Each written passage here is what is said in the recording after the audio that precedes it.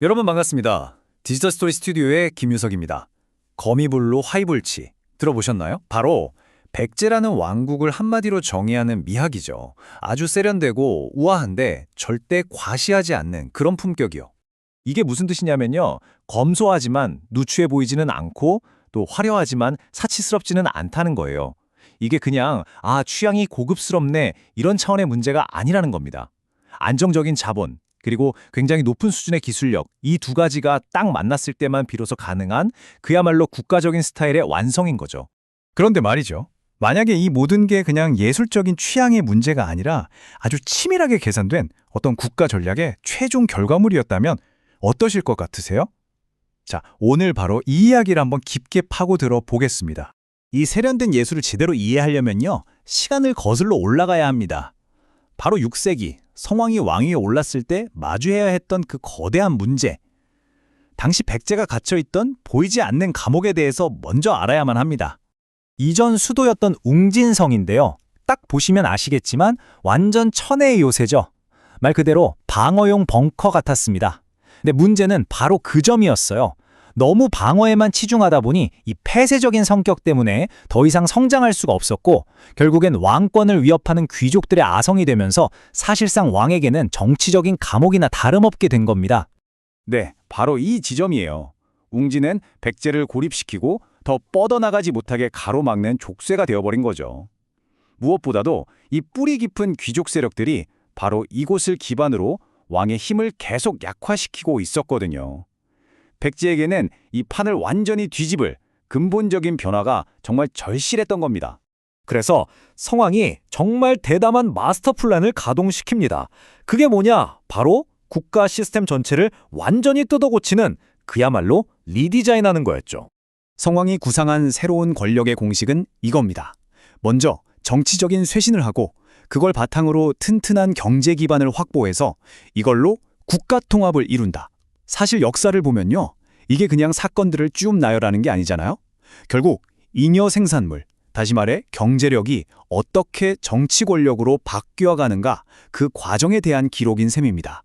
그러니까 핵심이 뭐냐면요. 이게 그냥 수도로 옮겼구나 하고 끝날 일이 아니라는 거예요. 보시는 것처럼 정치, 경제, 통합, 그리고 마지막 문화에 이르기까지 정말 치밀하게 단계별로 짜인 하나의 거대한 국가 경영 로드맵이었던 겁니다. 자, 그럼 첫 단계, 정치적인 한 수는 바로 사비였습니다. 이 사비는요, 그냥 도시가 아니라 철저하게 왕권을 강화하고 왕 중심의 새로운 시스템을 만들려고 설계된 기획 신도시였어요. 핵심 전략은 딱 하나, 기존의 귀족 세력들과 지리적으로도 정치적으로도 연결고리를 싹둑 잘라버리는 거였습니다. 자, 이렇게 정치적 쇄신의 판을 깔았어요. 그럼 다음은 뭐가 필요할까요? 이걸 뒷받침해줄 강력한 힘, 바로 돈이죠. 귀족들한테 아쉬운 소리 할 필요가 없는 왕실이 직접 컨트롤하는 독립적인 경제 엔진, 말 그대로 젖과 꿀이 흐르는 땅이 필요했던 겁니다.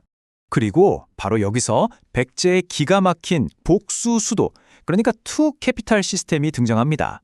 사비는 정치의 중심, 그리고 익사는 경제의 중심, 이 두 도시가 양 날개가 되어서 엄청난 시너지를 만들어낸 거죠.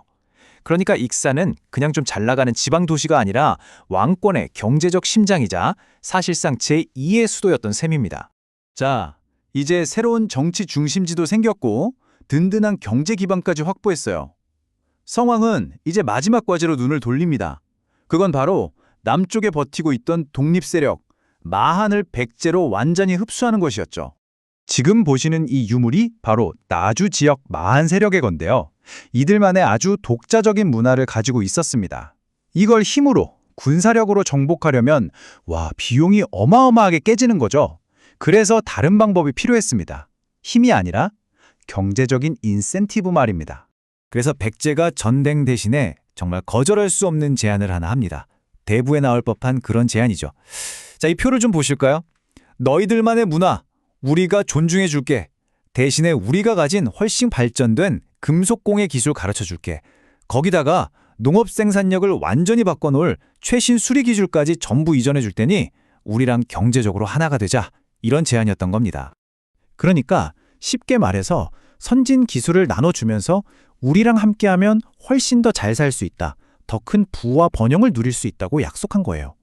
마한 입장에선 계산기를 두드려 보니까 백제 질서 안으로 들어가는 게 훨씬 이득이네 라는 결론이 나오는 거죠.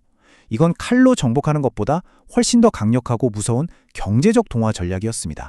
그리고 이 거래를 성공시킨 결정적인 한 방이 또 있었습니다. 단순히 기술만 준 게 아니에요.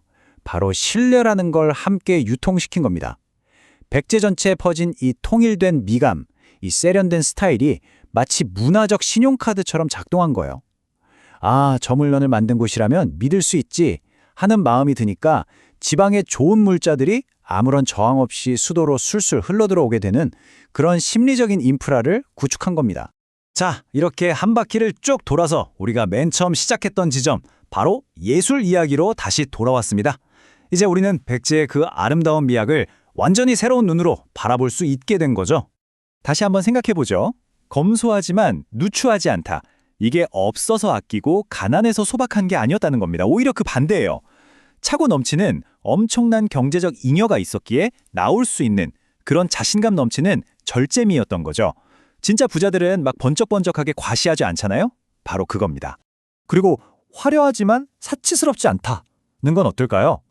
이것도 그냥 와 예쁘다로 끝나는 게 아닙니다. 이런 작품이 나오려면요. 평생 다른 일은 안 하고 오직 예술에만 전념하는 전업 예술가 집단이 있어야 해요. 그리고 그들을 먹여 살릴 수 있는 거대한 경제 시스템이 뒷받침되어야만 가능합니다. 결국 자본이 기술에 그냥 소비된 게 아니라 예술적 자산으로 차곡차곡 축적되었기에 나올 수 있었던 결과물인 거죠. 그러니까 결론은 이겁니다. 우리가 알고 있는 백제의 그 유명한 미학, 거미불로 화이불치는요. 사실상 백제 국가 전략의 최종 상징물이었던 셈입니다. 사비의 치밀한 기획력, 익산의 막강한 자본력, 그리고 나주에서 흡수한 기술력, 이 세 가지가 완벽하게 하나로 융합되어서 피어난 꽃이었던 거죠. 낭비는 최소화하면서 가치는 최대로 끌어올렸던 이 통합 전략. 어떻게 보면 이거야말로 시대를 한참 앞서간 일종의 6세기형 ESG 경영, 그러니까 지속가능한 국가 경영의 원형이라고도 볼 수 있지 않을까요? 그리고 이 이야기는 오늘 사는 우리에게 마지막으로 이런 질문을 던집니다. 칼과 창이 아니라 그보다 훨씬 더 우월한 비즈니스 모델로 주변을 통합하고 정복했던 이 고대 왕국의 이야기에서 과연 우리는 오늘날 무엇을 배울 수 있을까요?